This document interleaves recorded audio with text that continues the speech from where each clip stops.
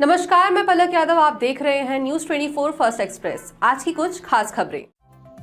रायबरेली इन दिनों बेमौसम बरसात का कहर इस कदर हावी हो रहा है कि किसानों को अपनी फसल बचाना मुश्किल ही नहीं नामुमकिन साबित हो रहा है, जिससे किसानों की मेहनत की कमाई अपने सामने नष्ट होते देख रहे हैं, लेकिन कुछ कर भी नहीं पा रहे हैं। बारिश का प्रकोप सीधा किसानों की मेहनत की कमाई पर वार कर रहा है, जिससे किसानों की मुसीबत दिन ब दिन बढ़ती जा रही है। लगातार बारिश से किसानों के लहराते फसलों पर कहर बनकर बरस रहा है, जिससे ना तो किसान अपनी फसल की कटाई कर पा रहा है, ना तो मड़ाई।